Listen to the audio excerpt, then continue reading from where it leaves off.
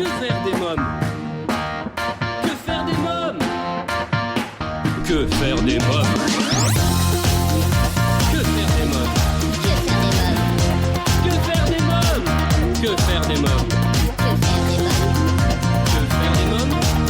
Que faire des mômes? Eric Couder. Bonjour à tous, bienvenue, c'est Eric Couder. Si vous écoutez Que faire des mômes, c'est que vous cherchez sûrement comment occuper vos enfants. Eh bien, vous avez choisi la bonne émission puisqu'avec mes invités, nous avons la solution pour divertir et occuper toute la famille. Au sommaire de ce nouveau numéro de Que faire des mômes, et comme chaque semaine, je vous dévoilerai ma sélection sortie en famille, les films à voir au cinéma, les spectacles à ne pas manquer. Je vous présenterai ma sélection livres. Mes invités aujourd'hui, Marielle Drigman pour Princess and Fairy Tales, Stéphane Lebratti, directeur du Cours Rocher et du Fab Lab, et Azuki Agino, comédienne, formatrice et auteure pour 1, 2, 3 sucré, un spectacle ludo-pédagogique sur l'art de bien manger. Cette émission vous est proposée grâce au soutien de nos partenaires Étoile de Rêve et l'atelier du futur papa Bordeaux. Étoile de Rêve, c'est 15 ans d'expérience dans les événements pour enfants. Vous avez un anniversaire ou une fête de famille à fêter ? N'hésitez plus, contactez-nous au 01 45 74 11 23. 01 45 74 11 23. Étoile de Rêve. Une équipe de professionnels est à votre écoute sur Paris et la région parisienne, dès la prise en charge de votre demande jusqu'au jour de votre fête. Préparez-vous au bonheur d'être père. L'atelier du futur papa Bordeaux vous propose 3 ateliers innovants et dédiés aux futurs et nouveaux papas. Devenez un papa formidable en participant à ces ateliers. L'atelier du futur papa Bordeaux, votre partenaire pour une nouvelle vie de famille. L'atelier du futur papa Bordeaux, l'art d'être père sans un père. Réservez votre atelier dès maintenant sur atelierdufuturpapa.com. Dans Que faire des mômes, il est temps à présent de parler cinéma. Que faire des mômes? Cette semaine, je vous parle du film L'Appel de la forêt, sorti le 19 février et réalisé par Chris Sanders, qui réunit Harrison Ford et Omar Sy. Nous avons été invités à la projection presse et nous avons adoré. On y raconte les aventures de Buck, toutou au grand cœur, arraché à sa vie paisible de chien en Californie. Il se retrouve enrôlé comme chien de traîneau dans les étendues sauvages du Yukon canadien pendant la ruée vers l'or des années 1890. Buck va devoir s'adapter et lutter pour survivre jusqu'à finalement trouver sa véritable place dans le monde en devenant son propre maître. Je vous propose de découvrir la bande-annonce. Le Yukon est un endroit dangereux.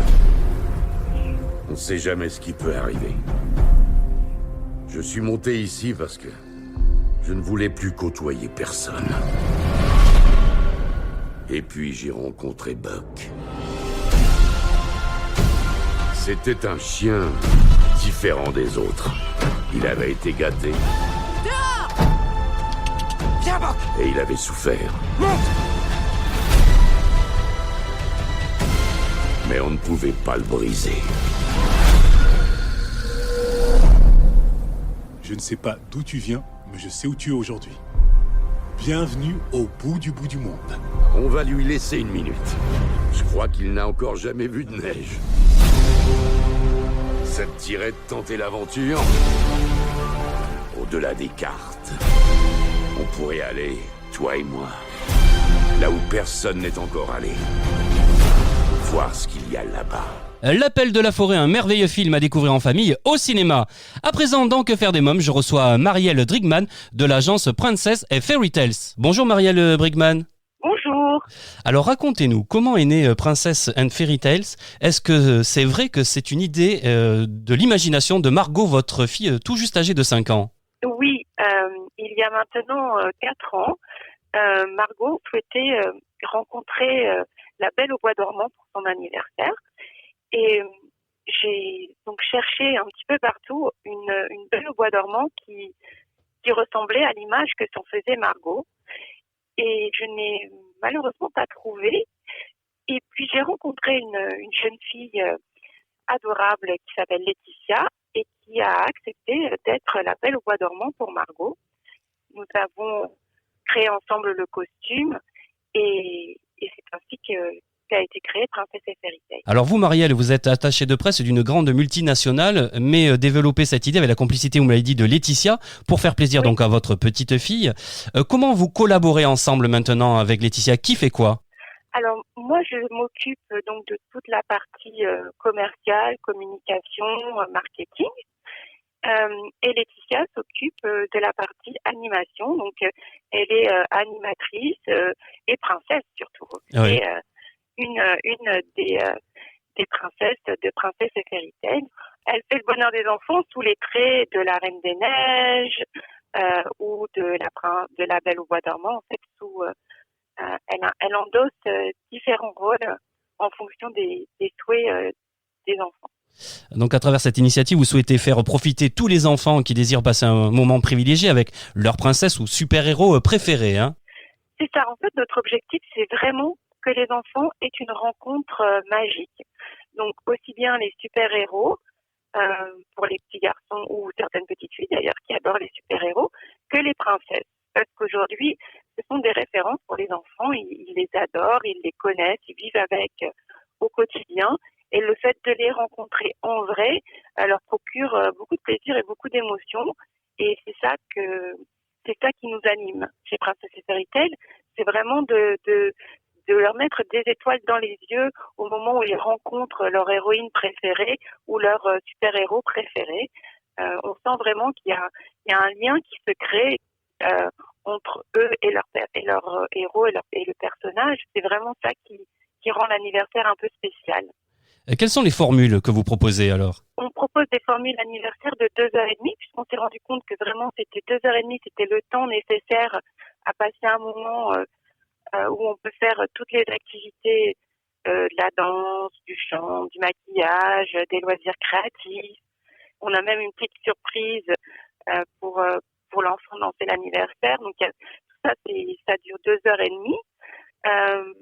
Et on a des formules aussi de visite, juste des petites visites d'1 heure pour les parents qui ne souhaitent pas avoir d'encadrement des enfants, mais juste que leur enfant rencontre la princesse. Alors il faut savoir que vos costumes sont de haute qualité et faits sur mesure, hein. Ça c'est une particularité chez vous en tout cas, hein. Oui, alors ce sont des costumes qui sont effectivement faits sur mesure par des couturiers et on tient vraiment à ce qu'ils soient de très haute qualité, ils sont entretenus régulièrement et les princesses mettent à peu près 1 heure, 1h30 à se préparer avant de se déplacer à l'anniversaire. Donc vraiment, on prend un grand soin à la préparation pour aller au bal, pour faire honneur aux mini-princesses. Voilà, donc elles mettent énormément de temps à se préparer. Elles arrivent déjà préparées, donc elles tapent à la porte, elles sont déjà toutes préparées. Et quand la petite princesse ouvre la porte, elle accueille vraiment son invité d'honneur ou son héroïne, comme ça, toute droit sortie de son conte. Alors où êtes-vous basé? Alors nous, on est basé à Puteaux. Oui. Et on évolue sur toute la région parisienne, voire en Île-de-France. Après, ça dépend vraiment des souhaits des personnes. Et on va parfois à 1 heure, 1h30 de route de Paris. Oui. Parce que là-bas aussi, il y a des petites princesses qui veulent rencontrer leurs héroïnes. Mais c'est vrai qu'on est surtout sur Paris et proche banlieue. Alors si des auditeurs, des parents, des grands-parents ou un tonton comme moi ont envie eh bien, de faire venir une princesse chez eux, comment ça se passe? Comment on vous contacte? Alors il suffit d'aller soit sur notre site internet qui s'appelle Princess and Fairy Tales au pluriel.fr, sur notre page Facebook ou sur Instagram. Vous aurez toutes les photos de nos princesses, de nos anniversaires, et là vous pourrez avoir le détail de nos formules et puis nos coordonnées pour nous joindre. Très bien. Je vous remercie Maria Le Brigman, merci beaucoup. Merci à vous et bonne journée à tous. Bonne journée. Princess and Fairy Tales, voilà une super idée pour faire plaisir à vos enfants lors de vos événements. Maintenant, dans Que faire des mômes, je reçois Stéphane Lebratti. Bonjour Stéphane Lebratti. Bonjour. Alors vous êtes directeur du Cours Rocher, une école maternelle primaire bilingue à Paris et directeur du Fab Lab. Vous avez mis en place un atelier équipé de machines numériques, découpe laser, imprimante 3D, brodeuse numérique, poste électronique, habituellement installé en école d'ingénieurs. Alors comment est né ce projet ? Alors, ce projet est né d'une rencontre lors du dernier salon Makers, c'est un salon qui a lieu tous les ans à Paris, avec une start-up qui s'appelle Qtqt, qui regroupe en fait une ingénieure et une designer qui sont passionnés par le bricolage digital. Alors cet atelier de conception fabrication 2.0 est aussi appelé donc Fab Lab ou Marcas Lab. Alors c'est quoi la différence? Alors en fait c'est pareil, hein, un Fab Lab, un Makers Lab, c'est tout simplement un atelier qui regroupe des machines pilotées par ordinateur, donc comme vous disiez, imprimante 3D, découpeuse laser. Ce sont des outils qui sont utilisés aujourd'hui par les bricoleurs, les inventeurs, les ingénieurs du 21e siècle, alors que au siècle précédent, ils utilisaient plutôt des outils comme des marteaux et des scies. Ouais. C'est dingue ça. Je pensais à l'imprimante également 3D, c'est fou quand même ce qu'on peut faire maintenant. Oui, alors en fait, ce qui est intéressant, alors nous on l'a mis en place pour les enfants, et ce qui est intéressant, c'est que ça leur permet d'exprimer une créativité.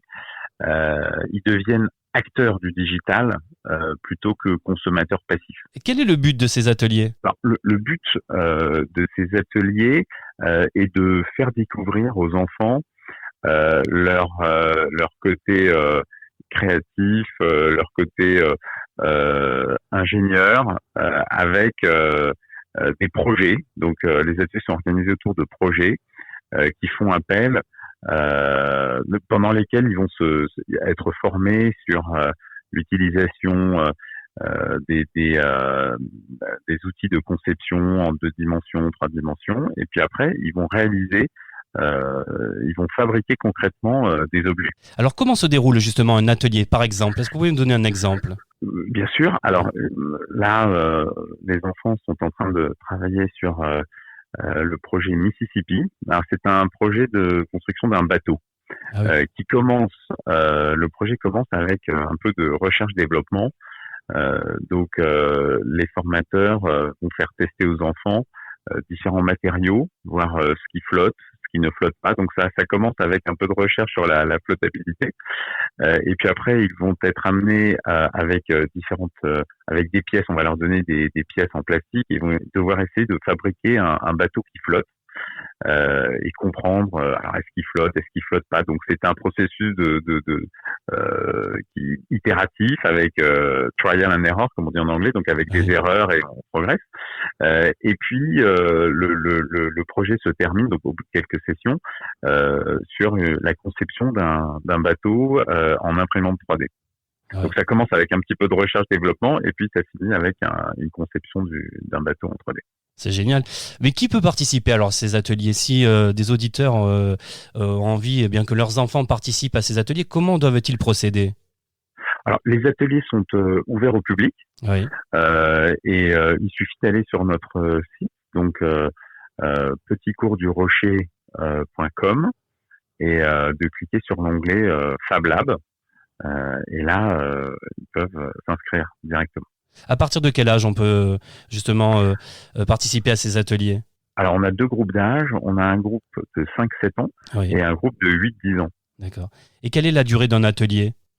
Les ateliers, chaque atelier dure 1h30 et se déroule tout au long de l'année scolaire. Donc, ce sont des ateliers hebdomadaires d'1h30. Très bien. Stéphane Lebratti, à l'heure où les enfants passent de plus en plus de temps à zapper sur les écrans, mais aussi où leur capacité d'attention se réduit, au cours de ces ateliers, quel constat avez-vous fait? Alors, nous avons remarqué que ces ateliers favorisent la concentration des enfants, puisqu'ils arrivent à rester concentrés pendant 1h30 sans lever la tête. C'est vrai qu'à l'heure des écrans, comme vous disiez, l'attention des enfants est de plus en plus volatile. C'est difficile de capturer leur attention. Mais avec ces ateliers, on arrive à les garder concentrés pendant des durées importantes. J'en doute pas en tout cas, parce que, vous voyez, même moi, je suis adulte, j'ai envie de participer à cet atelier. Non mais c'est vrai. Ah oui, alors, ça m'étonne pas, parce qu'on a pas mal de parents qui nous ont dit, et nous, quand est-ce qu'on peut voir ce Fab Lab? Donc effectivement, c'est tout nouveau. En fait, le cours du Rocher, c'est aujourd'hui l'unique école primaire en France à disposer de son Fab Lab. Comme vous le rappeliez en introduction, ces ateliers sont plutôt réservés aux écoles d'ingénieurs aujourd'hui. Ouais. Alors qu'est-ce que c'est que le projet Dynamoville? J'ai relevé ça dans votre dossier de presse. Alors oui, le projet Dynamoville, donc c'est un autre projet. Je vous ai parlé tout à l'heure du projet du Mississippi sur le bateau. Dynamoville, c'est un autre projet. Là, il s'agit de construire un bâtiment et de l'éclairer avec une source d'énergie propre. Donc en fait, les enfants vont commencer par fabriquer une dynamo. Ouais. On leur explique quelques concepts d'électricité, ce que c'est que l'électricité, mais au niveau d'enfants de 5 à 7 ans. Et puis ensuite, une fois que ils créent leur maison, donc avec de la conception 2D et 3D, ils vont amener des fils électriques et des diodes pour éclairer l'intérieur de la maison. Et donc, ça génère beaucoup de questions chez les enfants. C'est très intéressant. Combien de projets vous proposez? Nous avons une dizaine de projets qui s'étalent sur l'année scolaire. Très bien. Donc on peut choisir le projet dont on souhaite que les enfants participent, c'est ça? Alors, en fait, on peut s'inscrire soit pour l'année scolaire, Oui. soit pour un projet, donc soit pour 5 séances. Donc les inscriptions, effectivement, c'est soit sur l'année scolaire, soit sur 5 séances. Donc 5 séances, c'est un projet. Très bien. Quelques mots sur les formateurs qui initient les enfants. Alors, les formateurs, en fait, sont issus de cursus soit en design, donc école d'art, soit école d'ingénieur. Et ils savent manipuler donc les outils de création digitaux, donc la conception en 2D, la conception en 3D, et puis ensuite la réalisation avec les machines numériques. Ils sont avant tout passionnés par la création, le bricolage, et on a une super équipe. Je vous ai pas demandé, vous êtes situé où? Alors, on est dans le 8e arrondissement, Oui. à 2 pas du parc Monceau. Très bien, très bien. Alors, je rappelle, vous l'avez dit, mais je le rappelle encore une fois, cette initiative est unique en France, hein, au niveau primaire. Hein. Oui, alors ces ateliers sont, comme je disais, habituellement installés dans des écoles d'ingénieurs ou des écoles techniques en France. Par contre, dans les pays anglo-saxons, ça commence à se développer en école primaire. Stéphane Lebratti, avez-vous quelque chose à rajouter? Oui, je voudrais en fait juste ajouter un point, c'est que comme je le disais, les écoles primaires dans les pays anglo-saxons commencent à investir dans ce type d'ateliers. Et des chercheurs donc dans ces pays se sont intéressés à l'impact de ces activités sur les enfants. Et les résultats sont très intéressants puisque les chercheurs, donc c'est scientifiquement prouvé, ont montré que ces ateliers, ces activités en Fab Lab développent chez les enfants la curiosité, la démarche scientifique, la persistance dans la résolution de problèmes, la collaboration, donc tout un tas d'aptitudes qui vont être indispensables pour ces enfants du XXIe siècle. Je vous remercie Stéphane Lebratti, merci beaucoup. Merci à vous pour votre accueil. Vous écoutez Que faire des mômes, c'est Eric Couder. À présent, je reçois Azuki Agino pour 1, 2, 3 sucré, un spectacle à découvrir en famille tous les mercredis et samedis à 15h au Théâtre de Nesle à Paris jusqu'au 28 mars. Bonjour Azuki Agino. Bonjour. Alors, vous êtes comédienne, formatrice et auteure. Vous signez l'écriture, la mise en scène et interprétez 1, 2, 3 sucré, un spectacle ludo-pédagogique sur l'art de bien manger. Avant de parler de ce spectacle, quelques mots sur la compagnie Yuzu. Alors, tout d'abord, la compagnie Yuzu a été créée pour les besoins de ce spectacle, 1, 2, 3 sucré, puisque c'est la première fois que j'écris un spectacle, que je mets en scène et que je fais tout de A à Z. Et je suis aidée en cela par ma comparse Audrey Lamarque qui joue également dans ce spectacle, puisque ça parle de bien manger et qu'elle aussi est aussi dans le bien manger. Donc nous nous sommes bien retrouvés là-dessus. Oui. Audrey Lamarque qui signe aussi la scénographie et les costumes. Comment vous collaborez ensemble? Eh bien écoutez, en fait, j'ai écrit le spectacle et je lui en ai parlé. Je lui ai demandé si elle serait intéressée pour jouer avec moi, 1, 2, 3 sucré. Et elle a accepté avec joie. Donc après, nous avons fait ensemble l'affiche avec nos petites mains, puisque l'affiche en fait comporte une image un petit peu Picasso-esque, on va dire, On a utilisé des fruits pour cela, avec du kaki, des oranges, des myrtilles, de la grenade, etc. Et nous avons composé un visage assez rigolo, assez juicy, comme on dirait, pour donner l'envie aux spectateurs de mieux regarder l'affiche et de comprendre en fait qu'on peut faire des choses rigolotes avec du mieux manger. C'était un petit peu le message que l'on voulait passer, parce que très souvent les enfants, dès que l'on parle de fruits et de légumes, ils sont non, alors que ça peut être vraiment très très bon, très sucré, goûtu. Parce que le problème actuellement, c'est que les enfants mangent de plus en plus de produits industriels, et on ne sait pas à quel point ça peut influer sur le comportement. Mais également, il faut savoir qu'au bout de 3 jours de malbouffe, donc de produits industriels, les capacités du cerveau sont altérées. Donc c'est assez dramatique pour les adultes de demain. Donc c'était important pour moi de créer ce spectacle, parce que si vous voulez, moi je fais des ateliers pour les enfants, et dans un atelier de 3 heures, il y a forcément une pause, et je voyais ce que les parents apportaient comme goûter pour leurs enfants, et à peine 3% des enfants avaient un fruit, c'est-à-dire que tout le reste n'était que des confiseries, des gâteaux industriels, etc. Et je voyais après coup la réaction des enfants. C'est-à-dire qu'ils étaient plus dissipés, parfois plus agressifs, agités, pas concentrés. Donc j'ai fait le lien avec ce qu'ils mangeaient et le comportement qui s'ensuivait. Et je me suis dit, il faut absolument faire quelque chose. Bien sûr. Alors votre maître mot, si je puis dire, vos maîtres mots, si je puis dire, sont j'apprends, je sais, je fais. Vous êtes d'accord avec ça? Exactement, tout à fait. En fait, c'est l'expérience qui fait qu'on peut savoir si il peut y avoir une différence ou pas. Parce que la théorie, c'est bien de dire il faut manger 5 fruits et légumes par jour. C'est vrai. Plus on mange de fruits et de légumes, mieux on se porte et moins on a de problèmes de santé. Mais tant qu'on ne le fait pas véritablement, comme une expérience, eh bien, on ne peut pas savoir exactement comment ça se passe au niveau du corps. Donc, c'est pour ça que j'aime cet adage-là. Oui. Alors, 1, 2, 3 sucré est un spectacle à la fois pédagogique et interactif également. Les enfants participent vraiment. Hein. Ah oui. Ah oui, ils participent vraiment. Et d'ailleurs, c'est en cela que les enfants adorent ce spectacle, puisque je fais monter sur scène des enfants, je leur fais faire des expériences, donc ils voient par eux-mêmes, et ils sont ravis, parce que là, ils voient véritablement certaines supercheries des produits industriels. Je parle notamment des colorants. Donc, ils voient un petit peu la supercherie entre le fait que effectivement nous on a besoin de couleurs parce que ça donne du peps, ça donne envie.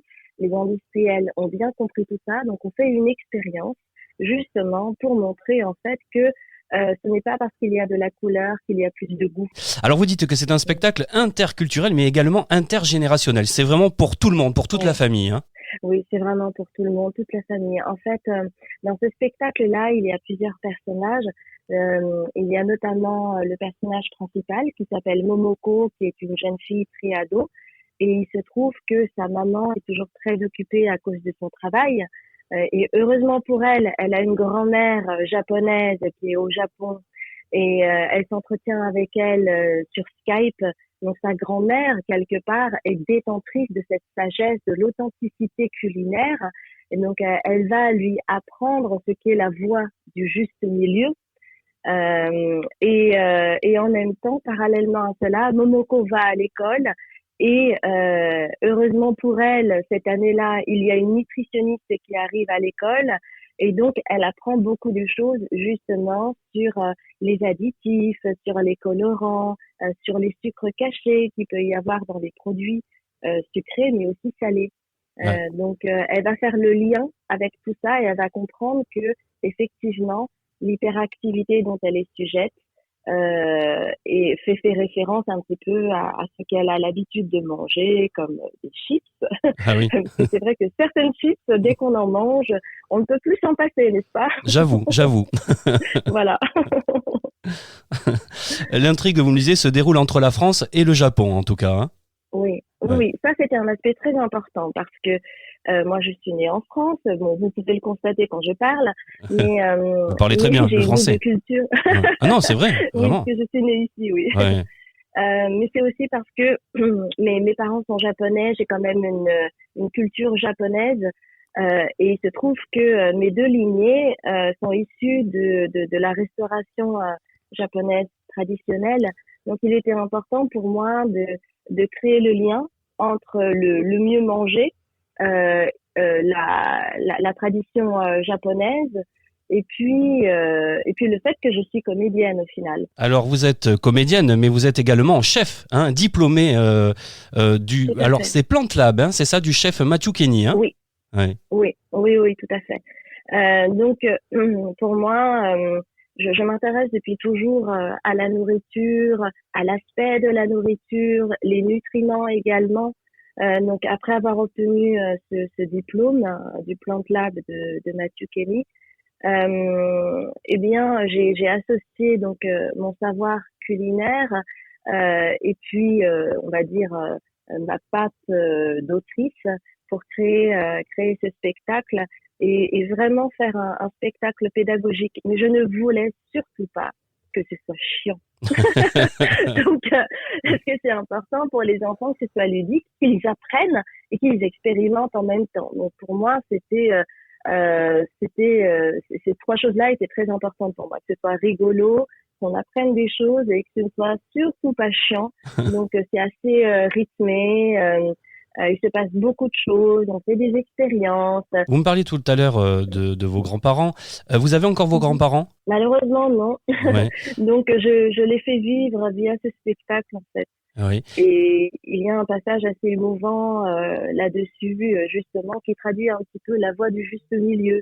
C'est-à-dire qu'il n'est forcément pas interdit de manger de la junk food. Ce n'est pas le propos. Oui. C'est juste de trouver le juste milieu entre ce qui est bon pour la santé et ce qui est appréciable parfois de manger, même si on sait très bien que ce n'est pas bon pour la santé, parce que parfois la bouche est un petit peu triste. Elle a Ouais. envie de petites choses qui ne sont pas bonnes pour la santé. C'est normal. Pour revenir à vos grands-parents, quel rapport vous entreteniez avec eux? Écoutez, moi, la première fois que je suis partie au Japon, j'avais 8 ans. Ma grand-mère était déjà assez âgée, mais elle avait déjà ce côté très sage. Donc, je m'en suis beaucoup inspirée. Et puis, ça a été aussi émouvant parce que ma grand-mère, en fait, comment dire, a été un petit peu le chef de la famille. C'est elle qui a vraiment subvenu aux besoins. Elle a eu un restaurant, elle s'en est occupée. C'est elle qui faisait tout finalement. Est-ce que les grands-parents ont une place particulière chez les Japonais? Oui, parce que il y a, comment dire,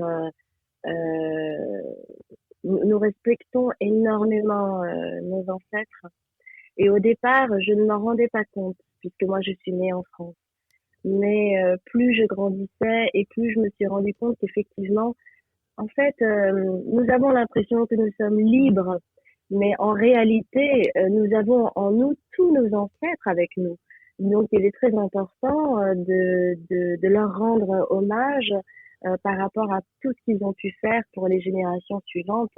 Et ce spectacle, pour moi, est une façon de dire merci à tout ce que les ancêtres ont pu faire pour nous, pour que nous puissions exister, pour que nous puissions bien vivre et pour que nous puissions continuer notre chemin, en fait. Donc oui, c'était très important. Alors, dans un tout autre registre, vous êtes comédienne, bien sûr. Alors, parlez-moi de Nina dans la série Profilage. C'est vous?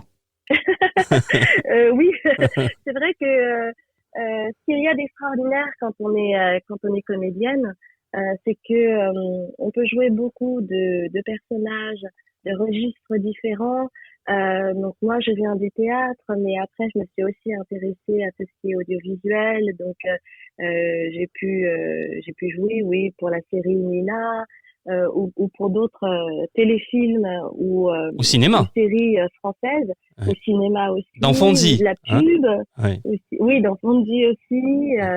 Donc c'est vraiment génial. Et puis surtout le fait que je puisse aussi bien parler français que japonais me permet également d'avoir des rôles différents.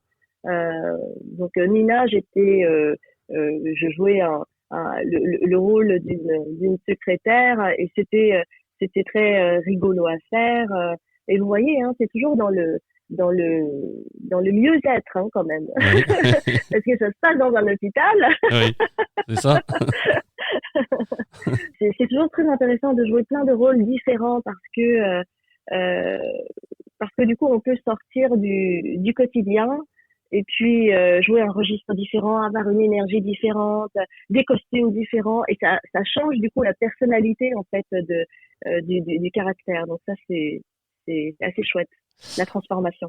Alors là, je m'adresse maintenant à la pédagogue, puisque vous enseignez également le théâtre aux enfants. Que pensez-vous de la jeunesse actuelle, autant dans sa façon donc de se nourrir que de vivre ?